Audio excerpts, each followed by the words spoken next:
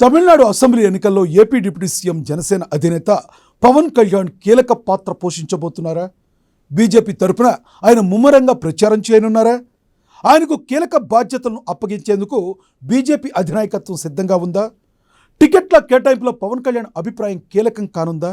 తన బిజీ షెడ్యూల్లో తమిళనాడుకు కూడా తగిన సమయం కేటాయించేందుకు జనసేనాని సిద్ధంగా ఉన్నారా అంటే అవుననే గుసగుసలు వినబడుతున్నాయి. Watch the story.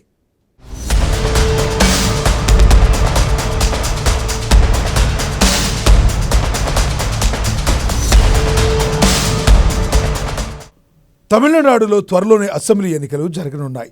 ఈ నేపథ్యంలో అక్కడ రాజకీయం మారుతుంది. మూడు ముక్కలాట జగడం ఖాయంగా కనబడుతుంది.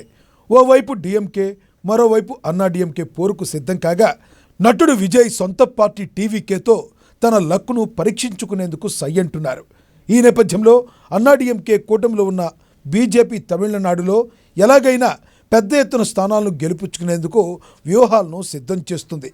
అందులో భాగంగానే ఏపీలో కీలకంగా ఉన్న డిప్యూటీ సీఎం పవన్ కళ్యాణ్ను తమిళనాడు ఎన్నికల్లో వాడుకునేందుకు సన్నద్ధమవుతుంది.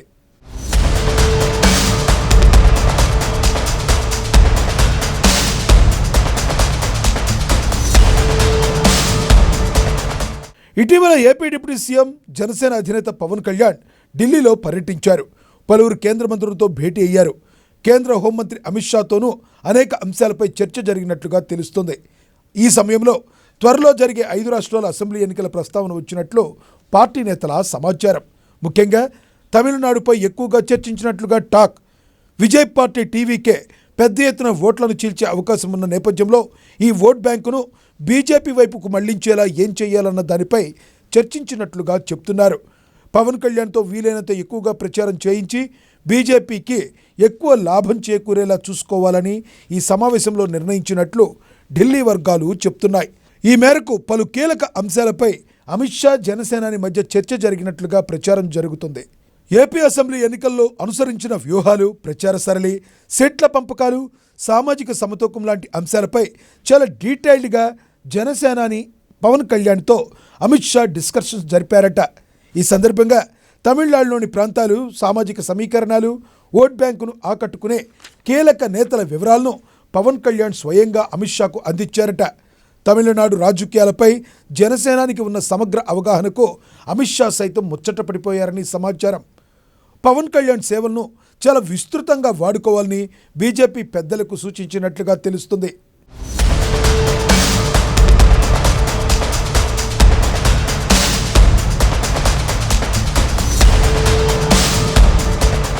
తెలుగు రాష్ట్రాలకు ఏమాత్రం తీసిపోని విధంగా తమిళనాడులోనూ పవన్కు గట్టి ఫ్యాన్ ఫాలోయింగ్ ఉంది. ఎందుకంటే పవన్ సినిమాలకు మంచి ఆదరణ లభించింది, లభిస్తుంది కూడా.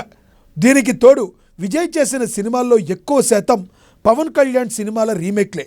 ఇవన్నీ ఒకెత్తైతే ఏపీ డిప్యూటీ సీఎం అయిన తర్వాత పవన్కు ఓ స్పెషల్ ఇమేజ్ ఏర్పడింది. సనాతన ధర్మ పరిరక్షకుడిగా ఆయనకు దేశవ్యాప్తంగా జనాదరణ మరింత పెరిగింది. హిందూ ఓట్ బ్యాంక్ ఎక్కువగా ఉన్న తమిళనాడులో అది బీజేపీకి చాలా కలిసొచ్చే అంశం. పవన్ బీజేపీ తరపున ప్రచారం చేస్తే ఆ పార్టీకి మరింత ప్లస్ అవుతుందని ఢిల్లీ పెద్దలు భావిస్తున్నారట.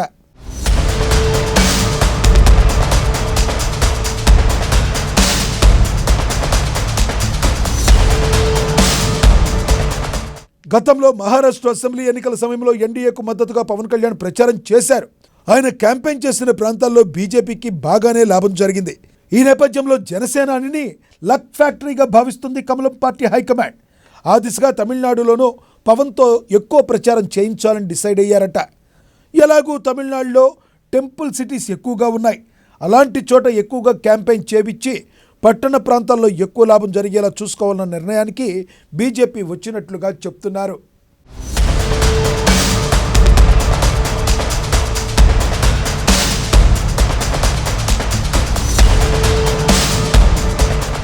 పవన్ కళ్యాణ్ ఆంధ్రప్రదేశ్ డిప్యూటీ సీఎంగా ప్రస్తుతం చాలా బిజీగా ఉన్నారు. సొంత పార్టీ కార్యకలాపాలకు సైతం ఆయన తగిన సమయం కేటాయించలేకపోతున్నారు. ఈ తరుణంలో ఢిల్లీ పెద్దలు తమిళనాడులో పవన్ కళ్యాణ్ను కనీసం 1.5 రోజుల పాటు క్యాంపెయినింగ్ చేయాలని నిర్ణయించారట. అంతేకాదు సీట్ల పంపకాల సమయంలోనూ జనసేనాని ఇన్వాల్వ్ చేయాలన్న నిర్ణయానికి వచ్చినట్లుగా చెబుతున్నారు. అటు బీజేపీ ఇస్తున్న ప్రాధాన్యత దృష్ట్యా పవన్ కూడా తమిళనాడులో ప్రచారం చేసేందుకు సిద్ధంగా ఉన్నారట. అవసరమైతే 2 నెలల సమయాన్ని కేటాయించేందుకు కూడా తాను సిద్ధంగా ఉన్నానని అమిత్ షాతో చెప్పినట్లుగా టాక్.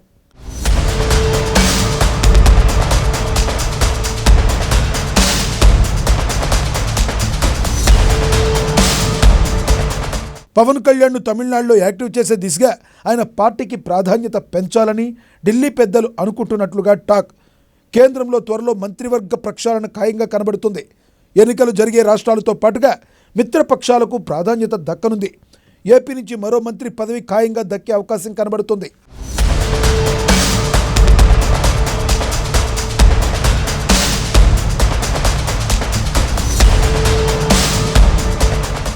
ఏపీ నుంచి కేంద్ర మంత్రివర్గంలో బీజేపీ, టీడీపీ నుంచి మంత్రులుగా కొనసాగుతున్నారు.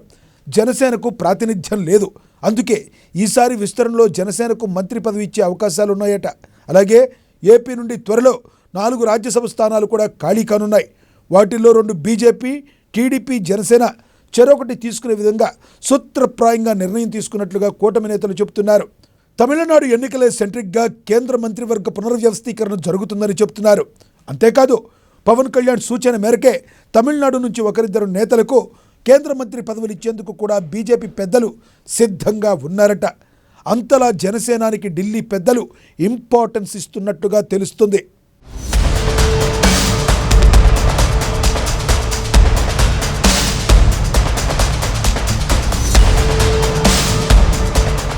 మొత్తంగా ఎట్టి పరిస్థితుల్లో తమిళనాడులో పవన్ కళ్యాణ్ను ఎన్నిక ప్రచారంలోకి దింపి తగిన లబ్ధిని పొందాలని బీజేపీ గట్టిగా డిసైడ్ అయినట్లుగా కనబడుతుంది. తద్వారా తమిళ అడ్డాలో గ్రాండ్ సూపర్ హిట్ కొట్టేందుకు వ్యూహాలను సిద్ధం చేస్తుంది. మరి బీజేపీ కోరినట్లుగానే పవన్ కళ్యాణ్ తమిళనాడులో అన్ని రకాలుగా యాక్టివ్ రోల్ పోషిస్తారా? టికెట్ల కేటాయింపుతో పాటు ప్రచారంలోనూ కీలకంగా ఉంటారా? మహారాష్ట్రలో లాగే తమిళనాడులోనూ హిట్ కొడతారా అన్నది వేచి చూడాలి.